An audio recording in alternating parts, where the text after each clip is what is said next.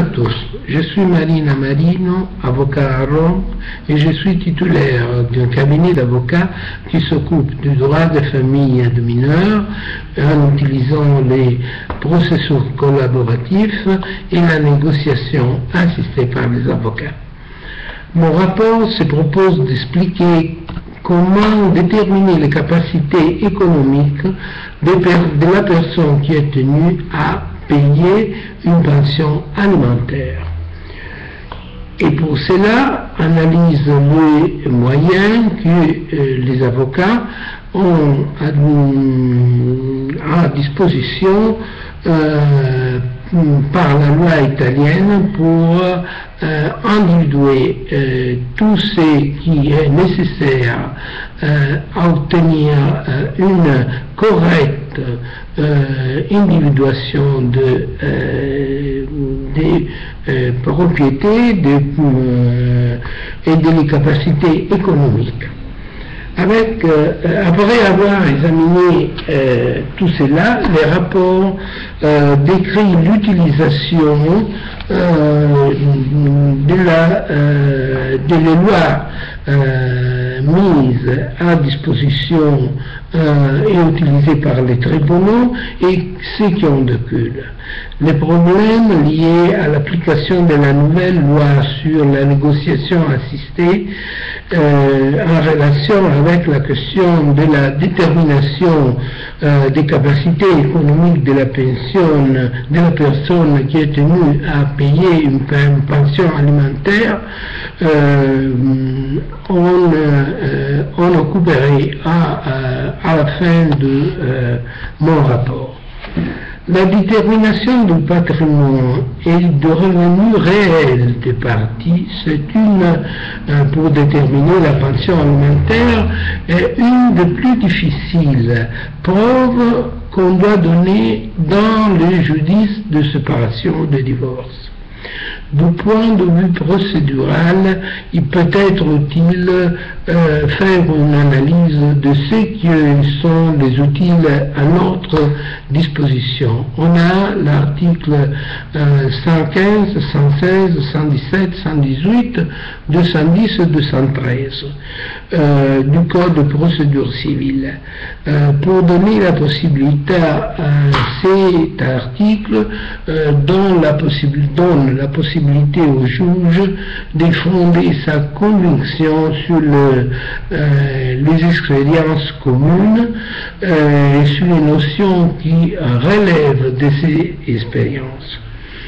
Ils peuvent ordonner de sa propre initiative une inspection personnelle ou sur le bien d'une des parties qui appartient aux parties et enfin dont le juge a la possibilité, après avoir obtenu la requête d'une partie, d'utiliser les articles 210 et 213 qui donnent la possibilité de demander renseignements par écrit aux administrations publiques ou même aux administrations privées, des sociétés privées. La différence entre l'article 210 et 213, c'est que l'article 210 est utilisé en référence des sociétés privées.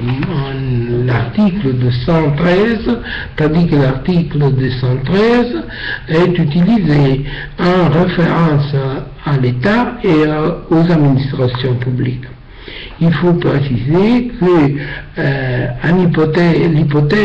dans l'hypothèse d'une absence de réponse par les sociétés privées ou même par les administrations publiques ou l'État, le juge peut, à la demande de la partie concernée, ordonner la saisie par la police judiciaire des actes dont il a demandé l'acquisition en vertu des articles 210 et 213.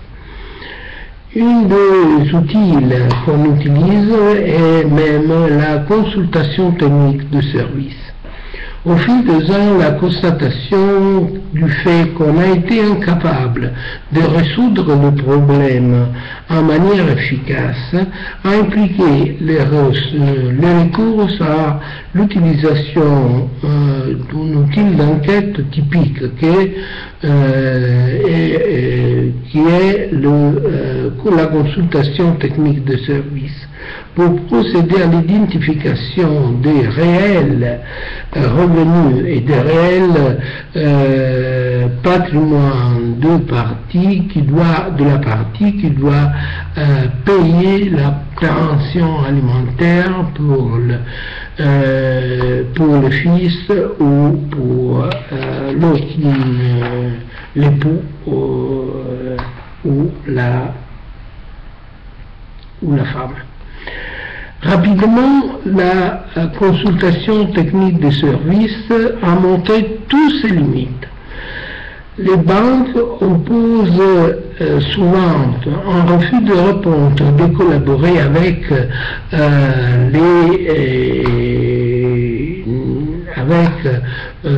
les consultantes. L'association bancaire italienne se refuse presque toujours de donner et de révéler qui sont les titulaires des concurrentes de compte titres.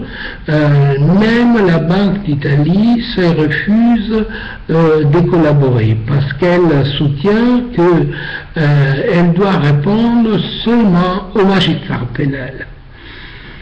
L'atteinte des objectifs qu'on espérait obtenir avec la consultation technique dépend essentiellement de la capacité, de la préparation scientifique du consultant et de la détermination avec il assure sa tâche et de la collaboration qui s'établit entre les consultants, les juges et la partie qui a retiré la consultation technique des services. Cette dernière doit être, la partie qui a demandé cet utile doit être vraiment consciente de l'importance cruciale qui révèle l'indication spécifique et précise de tous les éléments, de tous les documents sur lesquels le consultant pourrait travailler en vue d'obtenir un bon résultat. Les objections et les oppositions formulées contre la consultation technique sont fréquemment invoquées la loi sur la vie privée. Il faut dire que si le ministère public était vraiment présent et participatif dans le jugement de séparation et de divorce, cela faciliterait la réalisation d'enquêtes de grande ampleur. Les enquêtes de la police fiscale, on doit rappeler comment l'article 5 de la loi sur le divorce prévoit la possibilité pour les juges de faire des enquêtes avec la police fiscale comme police judiciaire. Pour l'activation de la procédure des enquêtes fiscales, il y a une condition fondamentale qui est la contestation des dossiers fiscaux qui ont été déposés dans les judices de séparation ou de divorce en tribunal. À fil des ans, cette règle, en réalité, a été peu utilisée dans les cas de séparation et de divorce. Et ça, pourquoi on a fait deux requêtes qui étaient pas bonnes au tribunal ou au juge instructeur. En effet, on ne peut pas substituer l'activité d'instruction d'une justice de séparation ou de divorce avec la demande d'enquête fiscale. On doit au contraire donner la preuve la plus détaillée de la vie, le niveau de la vie de la famille pendant la convivence familiale. On doit démontrer quel était le niveau de vie. On doit déposer tous les documents à sa propre disposition pour donner le maximum de la collaboration et des éléments à la police fiscale.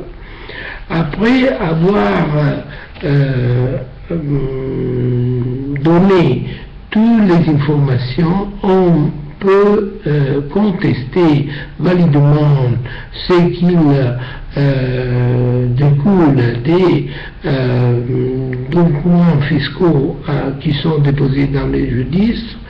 Et si on ferait des demandes précises et spécifiques, on aura des réponses par la police fiscale spécifiques et précises qui pourront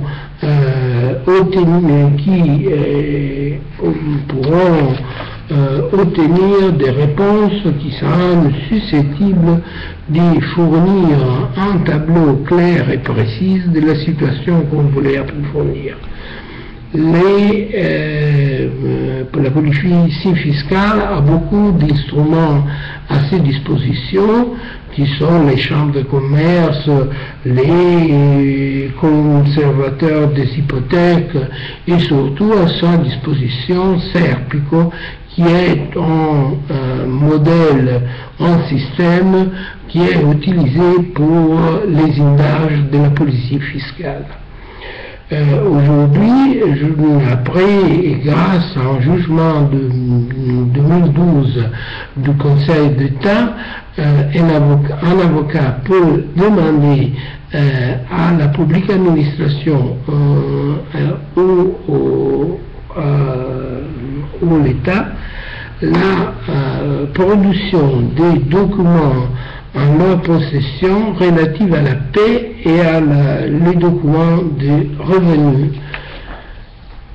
Donc, on doit dire que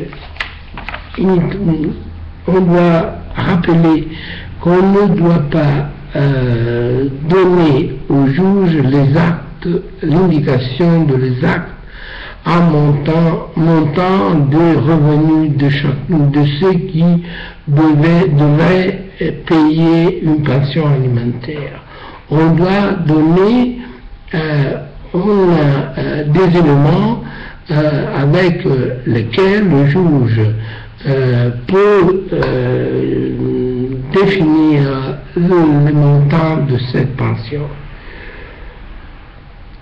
En Italie, il y a beaucoup de tribunaux dans le jugement de la séparation, le divorce, les modifications de séparation et de divorce, qui émettent une ordonnance avec laquelle, en fixant l'audience de comparaison des parties, personnel du parti, ordonne à ces mêmes parties de produire 10 jours avant l'audience de comparution une déclaration certifiée par laquelle il énumère les revenus perçus les 3 dernières années avec les déclarations de revenus qui s'en rapportent, les concurrentes et à leur nom ou pour lesquelles elles auront une procuration en indiquant le solde trimestriel des 3 dernières années. les cartes de crédit à leur disposition ou à leur nom, ou avec les relèves de cette carte. Les biens immeubles qui l'indication de prêt de financement, les biens immeubles dont elles sont propriétaires, avec toutes les informations du cadastre relatives à ces biens, en indiquant s'ils sont le résultat d'un achat, d'une hérédité, d'un héritage ou d'une donation. La possession, la propriété du meuble registré, en indiquant la date d'immatriculation, la date d'achat et son bateau ou avion. L'indication des écoles fréquentées par les enfants, qu'elles soient publiques ou privées, avec le montant des frais d'inscription et de scolarité. Et enfin, l'indication des personnes qui travaillent pour elles, avec l'indication des tâches et le nombre et 2 heures de travail. Dans cette ordonnance, les tribunaux précisent l'absence de production de l'absence de production de cette déclaration et des erreurs dans les réponses aux demandes seront évaluées par les tribunaux pour produire une condamnation en vertu de l'article 96 d'un montant à titre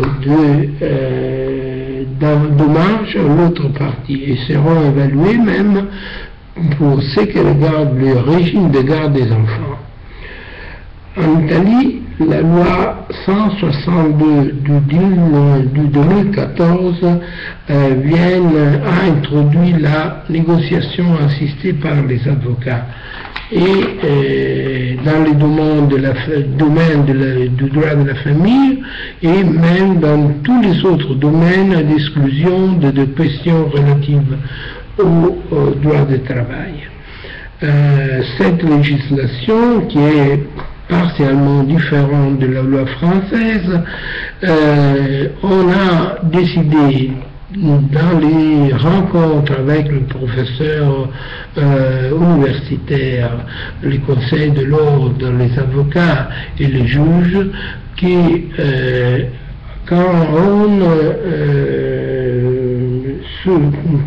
dans la convention écrite par laquelle le parti décide de choisir la négociation assistée, elle va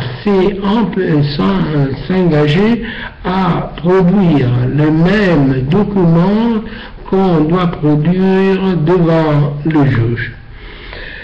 Avec cet outil, on espère qu'il sera possible de minimiser les actions juridiques en matière des droits des familles, limitant ainsi les dégâts imposés à tous les membres de la famille par le bataille judiciaire, qui exacerbe les conflits, qui retardent la résolution et la possibilité de se concentrer sur la construction d'une nouvelle existence, et qui laisse trop longtemps les enfants dans une situation indéfinie où ils ne savent pas qu'il adviendra d'eux et de leur vie. Pour ce qui concerne la négociation assistée par les avocats qui a finalement été introduite en Italie, on espère que donnera une bonne preuve pour réduire le numéro des causes en tribunal de séparation, de divorce et de leur modification. Merci.